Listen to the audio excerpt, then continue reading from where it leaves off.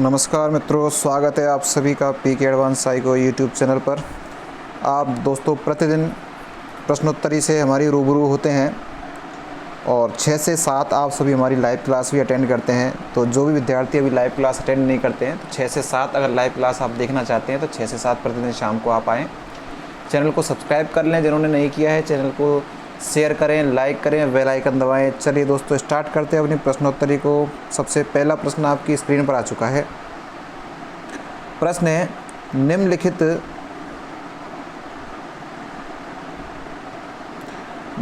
में से कौन सा सृजनात्मक चिंतन का अनिवार्य गुण है। निम्न में से कौन सा सृजनात्मक चिंतन का सबसे अनिवार्य गुण है। तो आपको सीधा की सीधा आपको जाना है नंबर 2 पर। सबसे अनिवार्य गुण कौन सा है? उत्पादक। क्यों होता है ये भी मैं आपको बता दूं कि सृजनात्मक का मतलब ही होता है कोई नवीन निर्माण करना, और जब तक कोई नवीन निर्माण नहीं होगा, कोई उत्पाद नहीं होगा, तब तक तो सृजनात्मक से कोई तात्पर्य नहीं है। इसलिए सबसे अनिवार्य गुण भाई कौन सा है? नंबर 2 उत्पादक इसका सही आंसर है।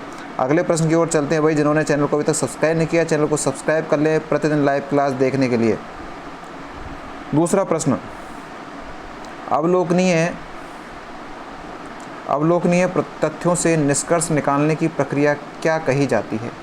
अवलोकनीय तथ्यों से निष्कर्ष निकालने की प्रक्रिया क्या कही जाती है? अर्थात अवलोकनीय से तात्पर्य देखकर तथ्यों से निष्कर्ष निकालना क्या कहलाता है? तो आपको ध्यान रखना है क्या कहलाता है भाई? मस्तिष्क आलोड़न, जिसे अपन ब्रेन स्टॉर्मिंग भी कहते हैं। क्या कहते हैं? ब्रेन स्टॉर्मिंग भी अपन जिसे कहते हैं। तो आपको ये ध्यान रखना है। मस्तिष्क उद्दीलन भी इसे कहते हैं, मस्तिष्क आलोड़न भी कहते हैं। तो ये सीधा सा इसका आंसर हो जाएगा नंबर 3। अगला प्रश्न आपकी स्क्रीन पर देखें। प्रश्न है, एक दशक में एक क्षेत्र विशेष में वर्षा में आने वाले बदलावों को प्रदर्शित करने के लिए निम्न में से कौन सी शिक्षण सहायक सामग्री प्रयुक्त होगी। प्रश्न को अच्छे से पढ़ें और फिर आंसर देने का प्रयास करें। प्रश्न क्या है? एक दशक में अर्थात 10 जो वर्ष हैं उनको एक दशक कहते हैं, कि क्षेत्र विशेष में, कहाँ पर? क्षेत्र विशेष में वर्षा में आने वाले बदलावों को प्रदर्शित करने के लिए निम्न में से कौन सी शिक्षण सहायक सामग्री उपयुक्त होती है। तो भाई प्रवाह क्षेत्र होता है, दंड आरेख होता है, आवृत्ति आरेख होता है, या बेन आरेख होता है। तो इसका आंसर क्या है? नंबर 2 दंड आरेख। क्या है? दंड आरेख। कैसे है कि यहाँ पर प्रश्न पूछा है एक दशक में एक क्षेत्र विशेष में वर्षा में आने वाले बदलाव, अर्थात मान लीजिए 2002 में बरसात रही 70%, तो अपन को इस तरह से उसको दर्शा देंगे। 2004 में बरसात 50% ही रही तो उसको थोड़ा सा नीचे कर देंगे। अगर 2010 में ज़्यादा रही तो इस तरह से अपन अपना देंगे। अर्थात दंड आरेख के माध्यम से उस प्रदर्शित कर सकते हैं, जो बदलाव आ रहा है उसके अपन दंड आरेख से उसको प्रदर्शित कर सकते हैं। ठीक है मित्रों, 2 इसका राइट आंसर। अभी तक भी चैनल किसी ने सब्सक्राइब नहीं किया है तो चैनल को सब्सक्राइब कर लें भाई लाइव क्लास देखने के लिए, और इन सभी विषयों से संबंधित ग्रीन बोर्ड पर क्लास देखने के लिए आपको चैनल सब्सक्राइब करना अति आवश्यक है। तो अगला प्रश्न आप सभी की स्क्रीन पर देख सकते हैं। अगला प्रश्न आ चुका है आपकी समता के बारे में। समता से तात्पर्य क्या है भैया? समानता। समता के बारे में पढ़ाने के लिए निम्न में से सर्वाधिक उपयुक्त पद्धति कौन सी होगी? व्याख्यान होगी, परियोजना होगी, गरीबी और पूंजीवादी विचारों से संबंधित क्षेत्र का कार्य देना होगा, या समता को बढ़ावा देने के लिए संवैधानिक प्रावधानों को उभारना होगा। तो मैं आपको बता दूं, हम सीधे कहाँ पर चलेंगे? नंबर 3 राइट आंसर है इसका। क्या? तीसरा, गरीबी और पूंजीवादी के विचारों से संबंधित क्षेत्र को कार्य देना। अर्थात यहाँ पर प्रैक्टिकल वर्क दिया जा रहा है, किसको? छात्रों को दिया जा रहा है, किसको समझाने के लिए? समता को समझाने के लिए। अर्थात गरीबी और पूंजीवादी के विचारों से संबंधित कहाँ पर भेजा जा रहा है? क्षेत्र पे भेजा जा रहा है। उनको उससे संबंधित क्या दिया जा रहा है? कार्य दिया जा रहा है। तो जो कार्य प्रैक्टिकल होता है, बालक उसमें सक्रिय होता है, वह कार्य सबसे महत्वपूर्ण होता है, अच्छा होता है, बालक सबसे ज़्यादा उसी से सीखता है। इसलिए राइट आंसर भाई इसमें क्या हो जाएगा? नंबर 3 इसका राइट आंसर हो जाएगा। अगले क्वेश्चन की ओर हम चलते हैं। अगला क्वेश्चन भाई आ चुका है आपकी स्क्रीन पर। देखें, पढ़ें, सोचें, समझें और आंसर देने का प्रयास करें। शिक्षक शिक्षा के दौरान, कौन सी शिक्षा भाई? शिक्षक शिक्षा के दौरान सूक्ष्म शिक्षण निम्न में से किसकी ओर संकेत करता है? सूक्ष्म शिक्षण के बारे में पूछा जा रहा है कि शिक्षक प्रशिक्षक का बारीकी से अवलोकन करने के द्वारा शिक्षण, एक छोटी कक्षा को पढ़ाने जिसमें सहपाठी शिक्षार्थियों की भूमिका निर्वाह कर रहे हों, छोटे समूहों के शिक्षार्थियों को पढ़ाना, या एक समय में कम विषय वस्तु को पढ़ाना। तो भाई हम सीधा चलेंगे इसमें कहाँ पर, नंबर 2 पर। सूक्ष्म शिक्षण में क्या होता है, एक ऐसी छोटी कक्षा को पढ़ाना जिसमें सहपाठी शिक्षार्थियों की भूमिका निभा कर रहे हैं। अर्थात सहपाठी से तात्पर्य, मान लीजिए आपने एसटीसी किया है, बीएड किया है और आपका माइक्रो टीचिंग का कार्य चल रहा है, तो माइक्रो टीचिंग उस समय आपके सहपाठियों के साथ में ही आप देते हो। आपके सहपाठी आपके सामने होते हैं और आप बालकों वो उन सहपाठियों को पढ़ाते हो। तो बस यही इसमें कह रहा है कि ऐसी छोटी कक्षा पढ़ाना जिसमें सहपाठी शिक्षार्थी भूमिका कर रहे हो निर्वाह, अर्थात शिक्षार्थी आपके सामने होंगे और आप उनको पढ़ाएंगे। इसलिए राइट आंसर इसका हो जाएगा नंबर 2। निम्न में से किसका प्रावधान शिक्षा का अधिकार नियम से नहीं किया जाता? 6 से 14 वर्ष के सभी बच्चों को निःशुल्क अनिवार्य शिक्षा प्रदान करना, ये तो किया जाता है। यहाँ पर प्रश्न में पूछा है नहीं का ध्यान रखना है भाई। कक्षा में प्रवेश के लिए परीक्षा तक डोनेशन पर प्रतिबंध, ये भी बच्चों को रोजगार की गारंटी, ये नहीं है भाई। ये जो है शिक्षा का अधिकार, इसमें बच्चों को रोजगार की कोई गारंटी नहीं दी गई है, उसका उल्लेख कहीं पर भी नहीं है। और यहाँ पर प्रश्न हमसे नहीं के बारे में पूछा है, कौन सा नहीं है, तो नंबर 3 ही जो बच्चों को रोजगार की गारंटी देना, ये उसमें बिल्कुल भी उल्लेखित नहीं है। अगले प्रश्न की चर्चा मैं आपसे करता हूँ। क्लास को भाई पसंद आ रही है तो लाइक करते रहें। आ चुका है भाई प्रश्न आपका, छात्रों में सृजनात्मकता का निर्माण करने के लिए आप क्या करेंगे? छात्रों में सृजनात्मकता का निर्माण करने के लिए आप क्या करेंगे? छात्रों को कक्षा में पढ़ाएंगे, छात्रों को गृह कार्य देंगे, छात्रों को डबल बार रिपीट हुआ है ये टाइपिंग मिस्टेक से, नवाचार संबंधी कार्य देंगे। तो यहाँ पर आंसर क्या आ जाएगा? नंबर 4, नवाचार संबंधी कार्य देंगे, जिससे छात्रों में क्या बढ़ेगी? उनकी सृजनात्मक शक्ति का विकास होगा। अगला प्रश्न आपकी स्क्रीन पर ये सिंपल सा प्रश्न था। 8वां प्रश्न आप देख सकते हैं। विभिन्न देशों में भूमि उपयोग को दर्शाने के लिए निम्नलिखित में से कौन सी शिक्षण सहायक सामग्री उपयुक्त है? भूमि उपयोग और कहाँ पर? विभिन्न देशों में, कि अमेरिका में इतनी होती है, भारत में इतनी होती है, जर्मनी में इतनी होती है, ऑस्ट्रेलिया में इतनी होती है, न्यूजीलैंड में इतनी होती है। इसको दर्शाने के लिए किस शिक्षण सहायक सामग्री का प्रयोग करेंगे? तो आपको बता दूं किसका करेंगे, तुलनात्मक चार्ट का करेंगे। जैसे तुलनात्मक चार्ट में क्या होता है कि ये मान लीजिए पूरी भूमि है, इसमें हिस्सा बना दिया, ये किसी एक देश का है, ये किसी एक देश का, ये किसी एक देश का, ये किसी एक देश का है। अब इसमें भूमि उपयोग ऑस्ट्रेलिया तो इतना करता है, चीन इतना करता है, भारत इतना करता है। तो अलग अलग तरीके से तुलना करेंगे कि कौन सा उपयोग सबसे ज़्यादा करता है और उसके माध्यम से अपन निष्कर्ष निकालेंगे। तो कौन सी विधि अपनाई जाती है? तुलनात्मक विधि, अर्थात तुलनात्मक चार्ट का प्रयोग ऐसी समय पर इसको दर्शाने के लिए किया जाता है।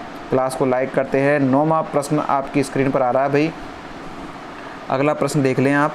मौसम उपकरणों के द्वारा मौसम संबंधी सूचनाएं एकत्र करना उदाहरण है।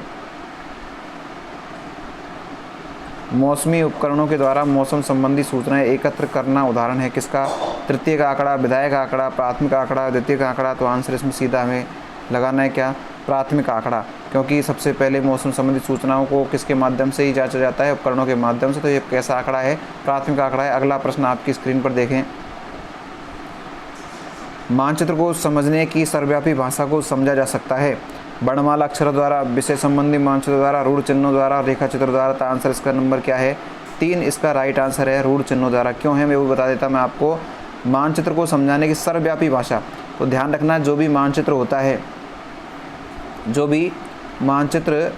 है उसमें जो चिन्ह होते हैं, संकेत होते हैं, वो चाहे किसी भी देश का हो, भारत का हो, चीन का हो या फिर किसी अन्य देश का हो, सभी के सभी रूढ़ चिन्ह कैसे होते हैं? एक जैसे ही होते हैं, समान होते हैं। कहीं पर भी किसी भी देश में मानचित्रों में रूढ़ चिन्हों में कोई अंतर नहीं आएगा, वो एक जैसे ही होते हैं। इसलिए किसके द्वारा जो सर्वव्यापी भाषा है उसको माना जाता है, रूढ़ चिन्हों को ही सर्वव्यापी भाषा माना जाता है। अगला प्रश्न आपकी स्क्रीन पर देख लें। 11वां प्रश्न आ चुका है, 11वां प्रश्न आ चुका है। प्रगतिशील शिक्षा पद्धति होती है, प्रगतिशील जिसमें प्रगति होती है और प्रगति, आपको पता है वर्तमान में कौन सी शिक्षा पद्धति चल रही है? बाल केंद्रित। कौन सी चल रही है मित्रों? बाल केंद्रित। और बाल केंद्रित शिक्षा ही कौन सी प्रगतिशील शिक्षा कहलाती है? तो ध्यान रखना यहाँ पर आंसर क्या आ जाएगा? नंबर 4 बाल केंद्रित आपको यहीं दिख रहा है। तो प्रगतिशील शिक्षा कौन सी होती है? जिसमें बालक केंद्रित होता है, बालक सक्रिय होता है। अगला प्रश्न क्या कह रहा है? राष्ट्रीय स्तर पर विद्यालय शिक्षा के पाठ्यक्रम को तैयार करता है, अर्थात राष्ट्रीय स्तर पर विद्यालय शिक्षा के पाठ्यक्रम है, सिलेबस, उसको कौन तैयार करता है? तो आप सभी इसको जानते हैं, सामान्य सा प्रश्न है। कौन करता है? NCERT सिलेबस को तैयार करने का कार्य करती है राष्ट्रीय स्तर पर। अगला प्रश्न आपकी स्क्रीन पर। भाई क्लास को लाइक करते रहें, अगर पसंद आ रही है तो क्लास को लाइक ज़रूर करें। चैनल जिन्होंने अभी तक सब्सक्राइब नहीं किया चैनल को सब्सक्राइब कर लें। इकाई परीक्षा का मुख्य उद्देश्य है। इकाई परीक्षा का मुख्य उद्देश्य देखिए क्या है, पता लगाना कि छात्रों ने इकाई से संबंधित सामग्री को समझा है या नहीं। अगली इकाई को पढ़ना, छात्रों को हमेशा परीक्षा के लिए तैयार रखना, छात्रों को अनुशासित रखना। कौन सा है भाई इसमें से इकाई परीक्षा का मुख्य उद्देश्य? पता लगाना कि छात्रों ने इकाई से संबंधित सामग्री को समझा है या नहीं। अगली इकाई को पढ़ना, छात्रों को हमेशा परीक्षा के लिए तैयार रखना या छात्रों को अनुशासित रखना। जल्दी से कमेंट करें। मैं आपको केवल 20 सेकंड का समय दे रहा हूँ, जल्दी से कमेंट करके बताएं कौन सा है इसका आंसर। सभी नीचे कमेंट्स बॉक्स में कमेंट करें। इकाई परीक्षा का मुख्य उद्देश्य है पता लगाना कि छात्रों ने इकाई से संबंधित सामग्री को समझा है या नहीं। अगली इकाई को पढ़ना, छात्रों को हमेशा परीक्षा के लिए तैयार रखना या छात्रों को अनुशासित रखना।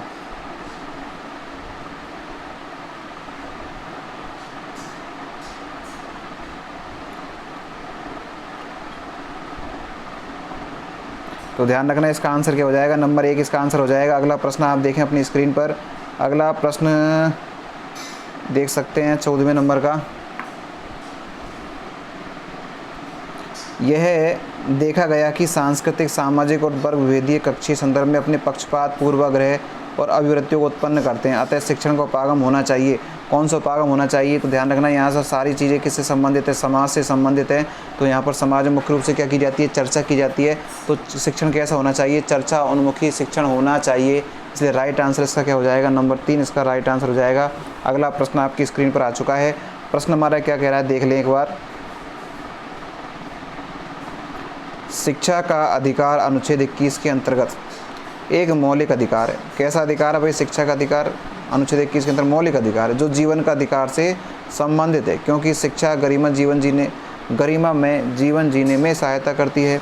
केवल शिक्षित व्यक्तियों को जीवन का अधिकार है, शिक्षा जीवन है, सभी व्यक्तियों को शिक्षा का अधिकार नहीं है। तो इसमें जो सही आंसर आएगा मित्रों वो कौन सा आएगा, नंबर 1।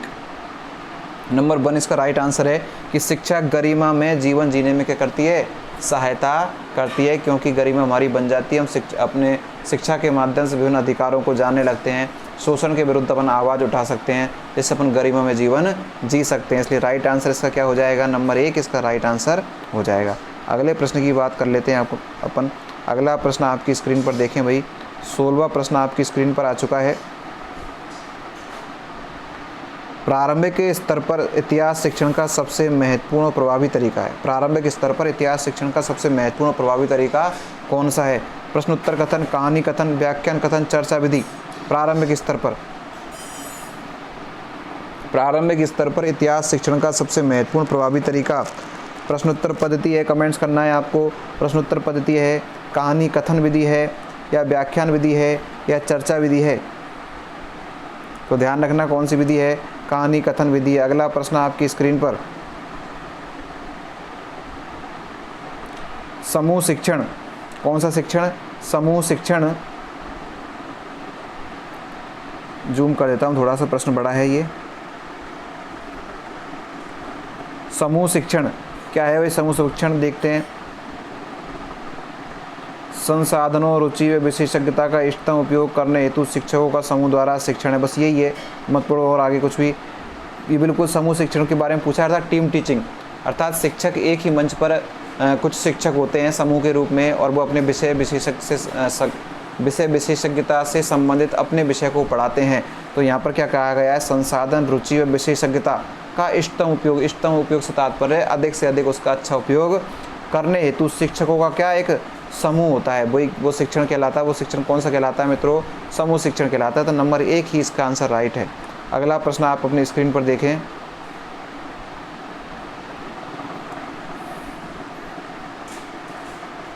अठारहवां प्रश्न आपकी स्क्रीन पर आ चुका है, देख लें एक बार। निम्नलिखित में से कौन सा प्रश्न विद्यार्थियों के आलोचनात्मक चिंतन, कौन सा चिंतन के बारे में पूछा है, आलोचनात्मक चिंतन के बारे में यहाँ पर आपसे पूछा गया है। आलोचनात्मक चिंतन को विशेष ध्यान रखना है, कौशल को विकसित करने में मदद करेगा। आलोचनात्मक चिंतन कौशल को विकसित करने में कौन सा मदद करेगा? देखो, महिलाओं के कार्य पर दोगुना बोझ पर टिप्पणी लिखी। बस यही है आंसर इसका। टिप्पणी शब्द आया है, टिप्पणी का मतलब उसमें गुण और दोष दोनों के बारे में बताना है। तर्क वितर्क वहाँ पर होगा, तो निश्चित रूप से इसका आंसर कौन सा हो जाएगा, नंबर 1 आंसर हो जाएगा। जब भी आलोचनात्मक चिंतन से प्रश्न आए तो आपको ध्यान रखना टिप्पणी शब्द देखना है, तर्क वितर्क की कहीं बात आ रही हो तो उसे सोचना है, वहाँ किसी की गुण दोषों की चर्चा की जा रही है तो उसको आपको देखना है। तो इस तरह से आप प्रश्न का आंसर निकाल सकते हैं। अगला प्रश्न आपकी स्क्रीन पर, अभी तक भी चैनल को सब्सक्राइब अगर किसी ने नहीं किया है तो लगातार इसी तरह की क्लास देखने के लिए आप चैनल को सब्सक्राइब जरूर करें।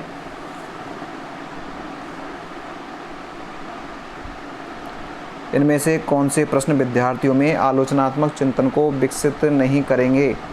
तो देखो, मुक्त उत्तर वाले प्रश्न, अन्वेषणात्मक प्रश्न, अभिसारी प्रश्न और बंद उत्तर वाले प्रश्न। तो राइट आंसर इसमें क्या हो जाएगा, बंद उत्तर वाले प्रश्न। क्यों? क्योंकि इन सब में तो वो अपने विचार को प्रकट कर सकता है, लेकिन यहाँ पर जो फिक्स आंसर है उसी को देगा, इसलिए यहाँ पर किसी तरह का आलोचनात्मक चिंतन नहीं होगा। नहीं के बारे में यहाँ पर पूछा है, इसलिए राइट आंसर इसका क्या हो जाएगा, बंद उत्तर वाले प्रश्न इसको विकसित नहीं करेंगे। आज का अंतिम प्रश्न हमारा सामाजिक अध्ययन पर बल देता है। सामाजिक अध्ययन पर बल देता है, कौन बल देता है भाई सामाजिक अध्ययन पर? एक बार देखें, समन्वित ज्ञान। सामाजिक अध्ययन किस पर बल देता है? समन्वित ज्ञान पर, अभिक्रमित अध्ययन पर, भूगोल विषय पर और विषय विशिष्ट अध्ययन पर। तो आपको ध्यान रखना है, सामाजिक जो अध्ययन है वो समन्वित ज्ञान पर बल देता है। बहुत इंपॉर्टेंट क्वेश्चन एग्जाम में आया हुआ है कि सामाजिक अध्ययन किस पर बल देता है, समन्वित ज्ञान पर। समन्वित से तात्पर्य सभी को मिला जुला कर, चाहे वो राजनीति विज्ञान हो, समाजशास्त्र हो, भूगोल हो, इतिहास हो, सभी का समन्वित मिला जुला रूप वो उसका ज्ञान हमें देता है। कौन सा विज्ञान, कौन सा अध्ययन? सामाजिक अध्ययन। तो ये मित्रों आज की हमारी क्लास थी जिसमें हमने 20 प्रश्नों को लिया। हम प्रतिदिन इस तरह की क्लास डालते हैं और शाम को 6 से 7 लाइव क्लास लेकर आते हैं। तो चैनल को आगे तो सब्सक्राइब अगर आपने नहीं किया तो चैनल को सब्सक्राइब कर लें। आपने क्लास को देखा, लाइक किया, आप सभी का बहुत बहुत धन्यवाद। Thank you, bye bye.